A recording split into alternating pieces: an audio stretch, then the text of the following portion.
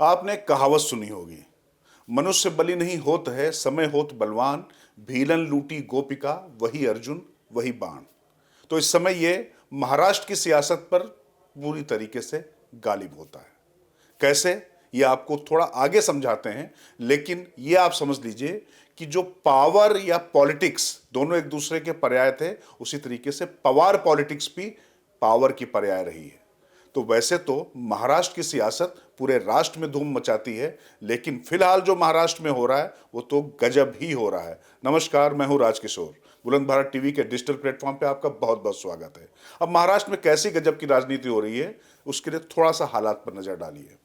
मतलब मौका परस्त राजनीति का ऐसा केंद्र बना हुआ है कि कौन सी पार्टी कितने गुटों में बटेगी पता ही नहीं चलता है।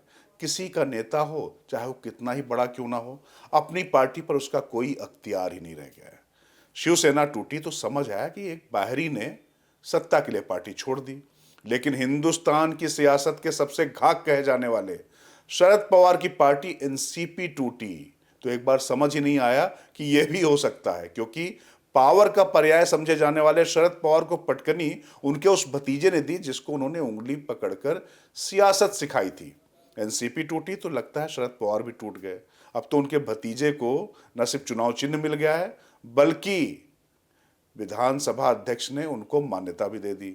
वरना एक समय था कि शरद पवार पहले महाराष्ट्र और फिर देश की सियासत की धुरी बन गए थे।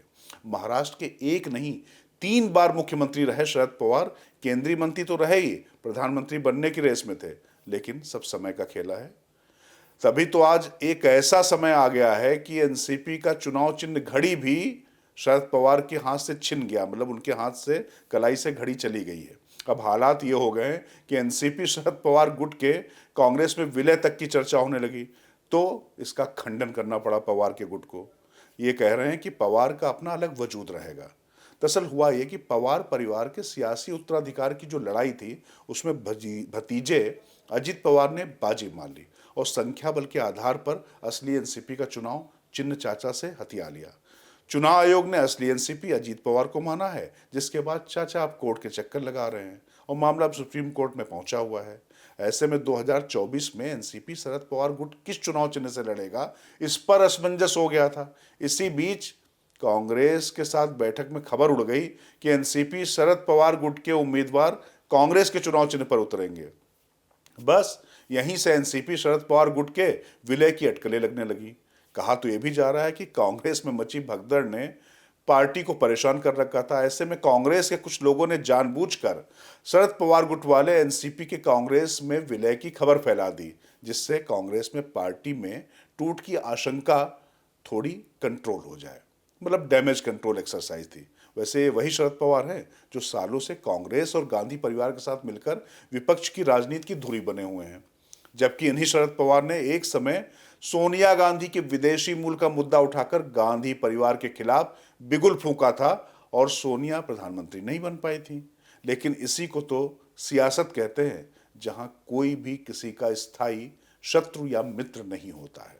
लेकिन शिवसेना और एनसीपी में टूट के बीच 1 महीने के भीतर कांग्रेस में जिस तरह का भीतरघात देखने को मिल रहा है, उससे तो यही लग रहा है कि लोकसभा चुनाव की तारीख नजदीक आते आते कहीं कांग्रेस का हश्र भी शिवसेना और एनसीपी वाला ना हो जाए, वो भी दो फाड़ ना हो जाए। वैसे कहने को तो महाराष्ट्र में 42 विधायकों के साथ कांग्रेस दूसरी सबसे बड़ी पार्टी है, लेकिन मिलिंद देवड़ा, बाबा सिद्दीकी, फिर पूर्व मुख्यमंत्री अशोक चव्हाण ने कांग्रेस छोड़कर पार्टी को बड़ा झटका दिया है।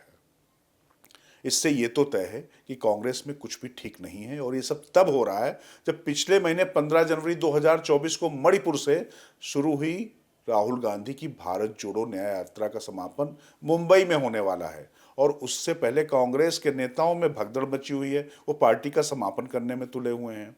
यहाँ तीनों नेताओं के कांग्रेस छोड़ने की टाइमिंग भी गौर करने वाली है। मिलिंद देवड़ा ने कांग्रेस छोड़कर एकनाथ शिंदे गुट वाली शिवसेना का दामन थामा, और अब वे महाराष्ट्र से राज्यसभा सांसद होंगे। कांग्रेस छोड़ने वाले दूसरे नेता बाबा सिद्दीकी ने महाराष्ट्र की सत्ता में भागीदार एनसीपी अजीत पवार गुट का दामन थाम लिया, और कांग्रेस छोड़ने वाले तीसरे नेता अशोक चव्हाण ने तो गजब कमाल की राजनीति की है। उन्होंने तो भाजपा की सदस्यता ली और दूसरे दिन पार्टी ने राज्यसभा की सदस्यता उनको तोहफे के तौर पे दे दी। यानी देखा जाए तो मिलिंद, बाबा, अशोक या फिर शिवसेना का शिंदे गुट या एनसीपी का अजित पवार गुट, सबने सत्ता और सियासत की हवा के रुख को परखा और अपनी पॉलिटिक्स को अंजाम दिया। मतलब यूं समझ लीजिए कि मौजूदा वक्त में नेता वही जिसमें सत्ता की नब्ज की समझ हो। इसे थोड़ा और आसान भाषा में कहें तो कुल मिला के जहां पर पावर है वहीं पर पॉलिटिक्स है। उसके लिए पवार, कांग्रेस, बीजेपी पूरी तरीके से गौड़ है। बस सत्ता में कायम रहना है। नमस्कार।